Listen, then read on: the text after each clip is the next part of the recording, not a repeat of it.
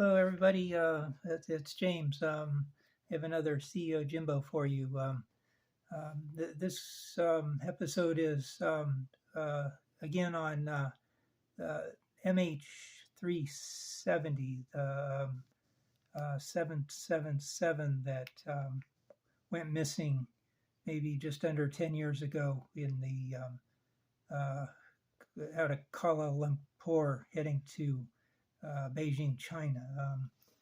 Um, So I've been working on this all week. Oh, I see my. There we go. I've been working on this all week, and I left off as I think I mentioned, if you watched my last one, that I was going to be researching this um, uh, whisper, which somehow used ham radio waves to kind of locate the trail of the missing plane. And I was mentioning that there was talk about this mysterious holding pattern that it went into after it took off from Kuala Lumpur. It started to head off towards China. It just disappeared off radio. They lost radio contact, and then it was on radar for a while doing this a U-turn. Actually, this U-turn area ended up on sort of military radar, and then it went off the military radar, and then this ham radio whisper um, uh, methodology has it that it kind of went down south, kind of did 22 minutes in a holding pattern here, something like that. And this I kind of read, they said 150 nautical miles from the island of Sumatra.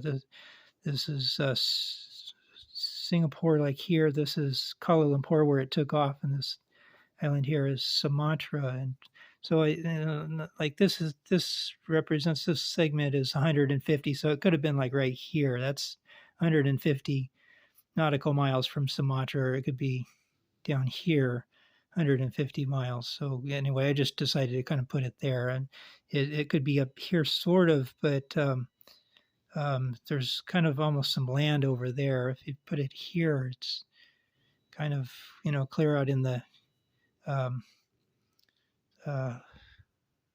that body of water, whatever it is, and so on. So anyway, I was trying to kind of figure out where this holding pattern might be, and that was of utmost interest. This is the guy that sort of invented the this whisper technology. Mr. Joseph H. Taylor won a Nobel Prize in physics, not for that technology, but for some sort of stellar thing in space or whatever. And then he's like a ham radio operator, and he kind of figured this out too, and so on. And then there's this other fellow, this James Cole, that no, this is somebody that gave me a comment. This Richard Godfrey is the one that used this guy's technology, Taylor's technology.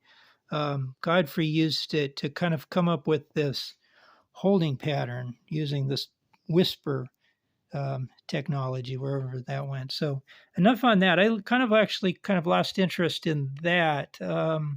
There's also the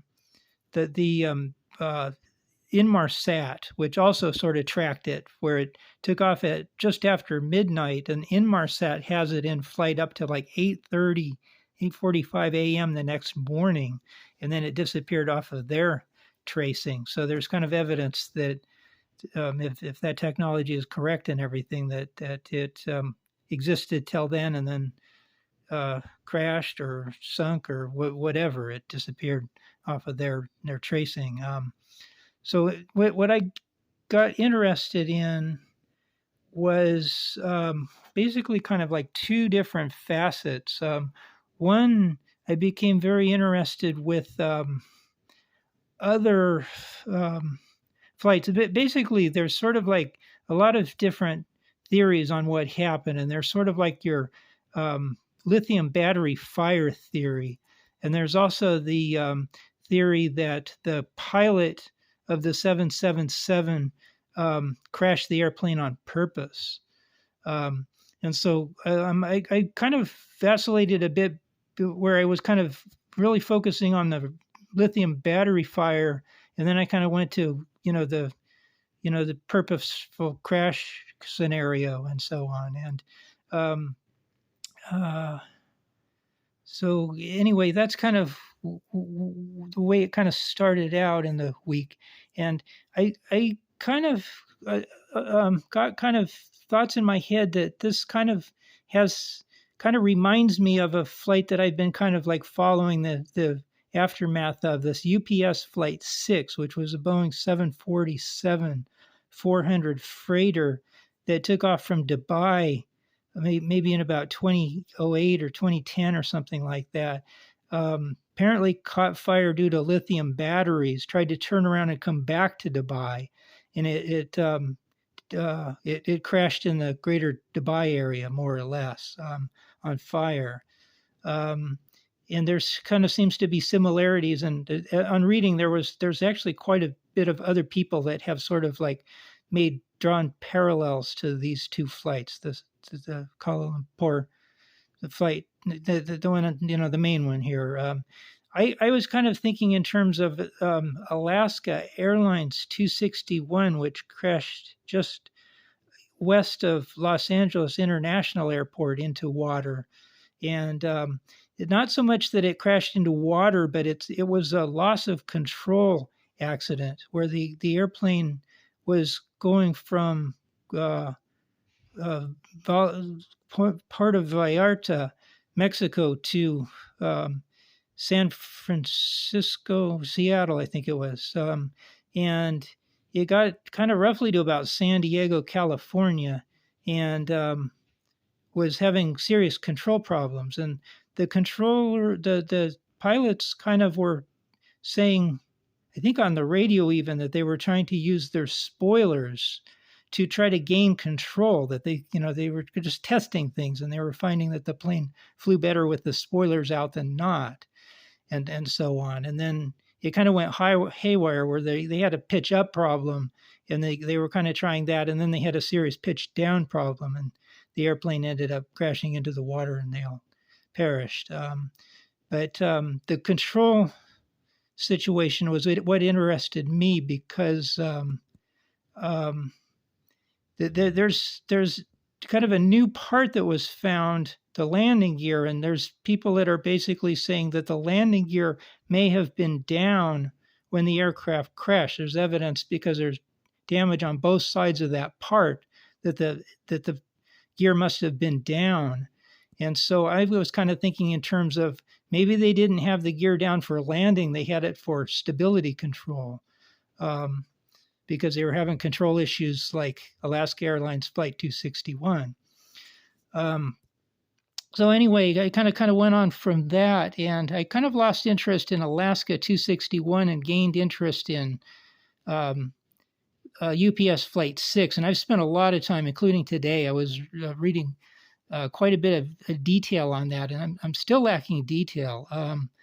I was trying to do math here, simple, and I'll just, if you're not math inclined, don't worry about it, because that's nothing really here. But this is like lithium batteries. The 777 that this whole subject is on was said to be carrying 221 kilograms of lithium batteries. So I kind of did the math, and I figured that's 487 pounds roughly, if you're in the U.S. and use pounds like I do a lot. Then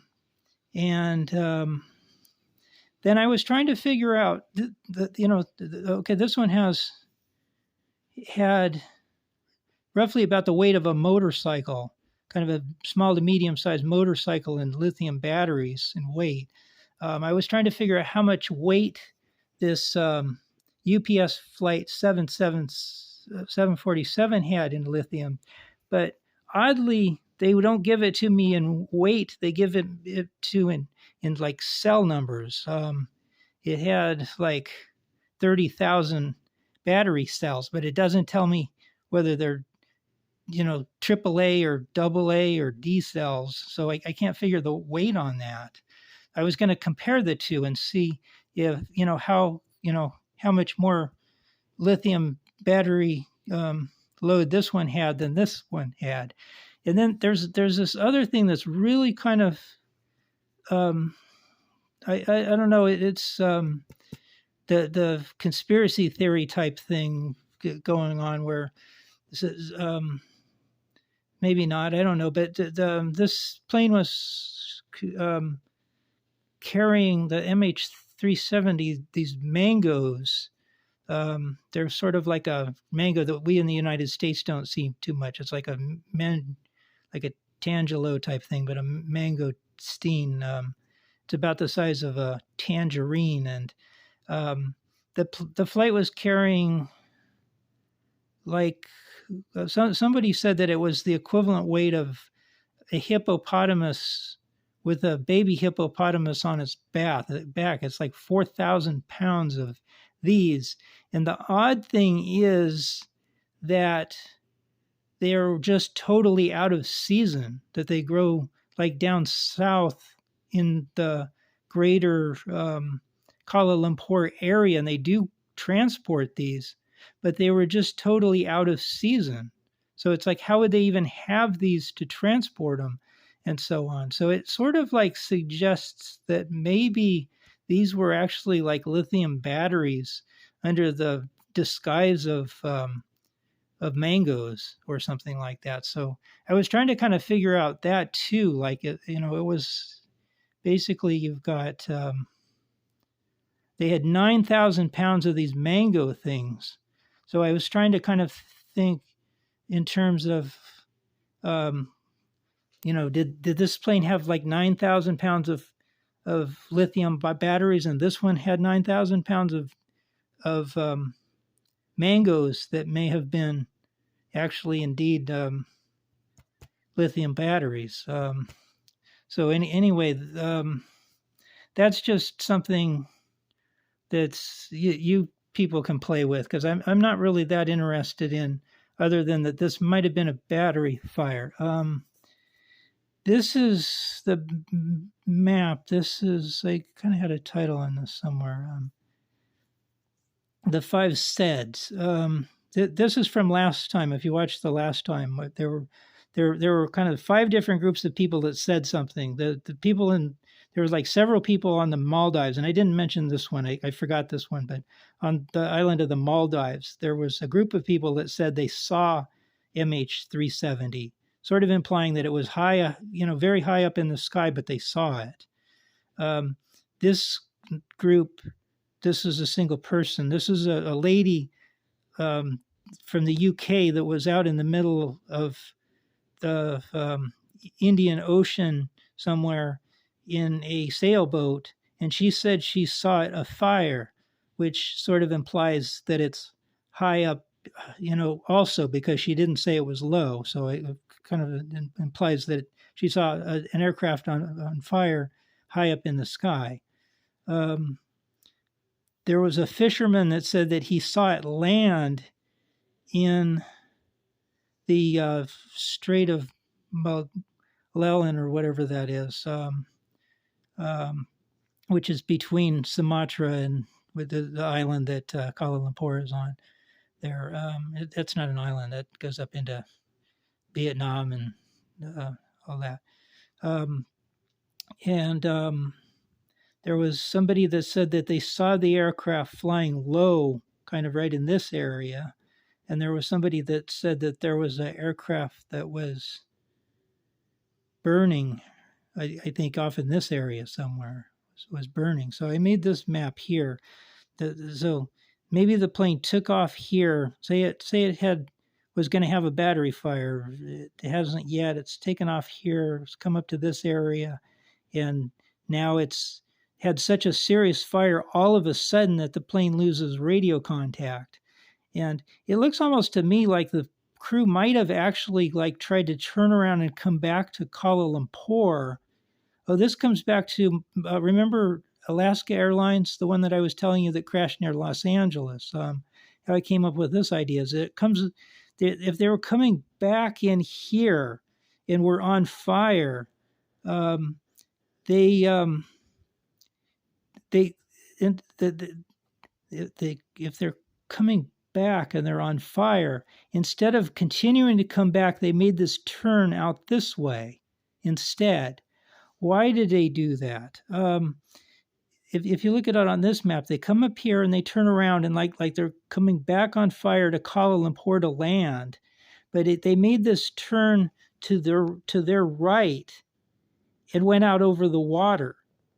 And there was a comment by Alaska Airlines um, that I heard. I can't remember if it was like I heard it or I read it, like on the transcripts, but I believe it was the captain of that flight said, I think kind of to the first officer, well, this us heading out over the water seems like a good idea.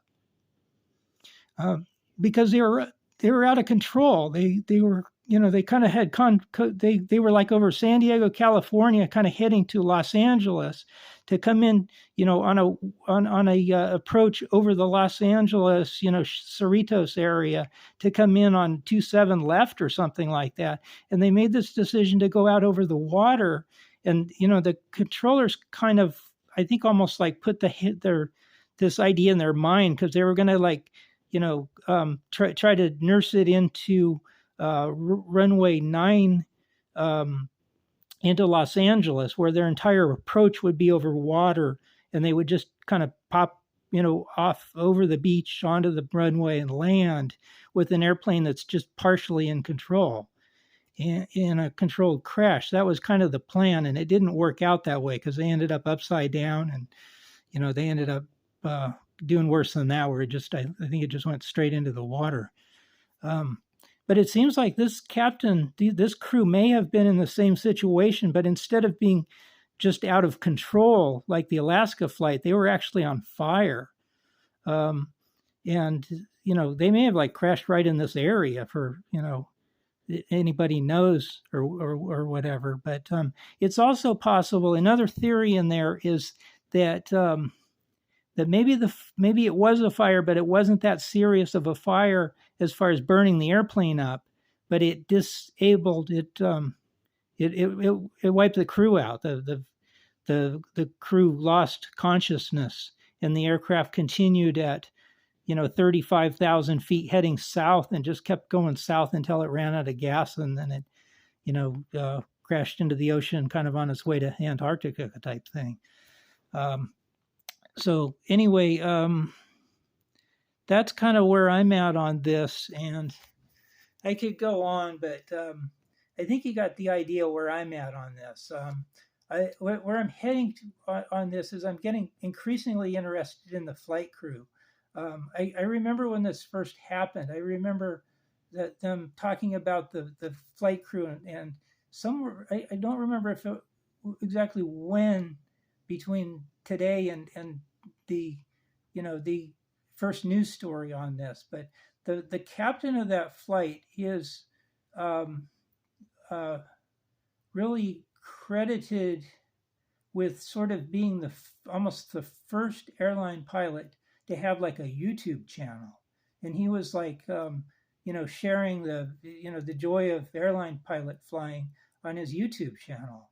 And I think he was using a simulator to kind of like shoot YouTube videos and to kind of like, to do that. And I think that, and there's a lot of people that attest that he was really a fine person. They just can't imagine him doing, that on purpose and so on. So I'm kind of interested in that. I'm I couldn't even tell you his name right offhand, or his first officer and so on. But I'm kind of like learning more and more details about the crew. So, I mean, this next episode may be sort of on that, if that's the way this goes, on sort of his character and sort of his YouTube channel, and the people that attest to what a fine person he was, and so forth. So anyway, please give a thumbs up, like it, subscribe, tell all your friends, and so on. And I hope you have a wonderful day, and so on. I'm interested in this. I'd really like to see the aircraft um, get found. That's partially why I'm doing this. Another part is product development.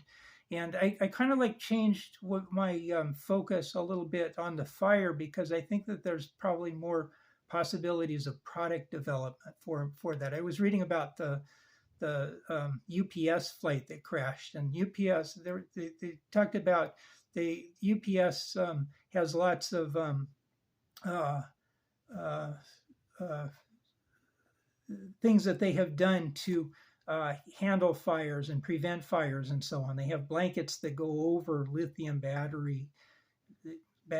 The old way of having fire extinguishers was halon, and somehow that doesn't work with the hot temperatures of like lithium ion batteries and so on. So I'm kind of looking in product development. Maybe I can come up with a better smoke mask for the pilots. Maybe I can come up with better blankets for the, covering the batteries up, or something like that. Anyway, again, have a nice day. Thanks for watching. Cheers. Please give a thumbs up, and so long.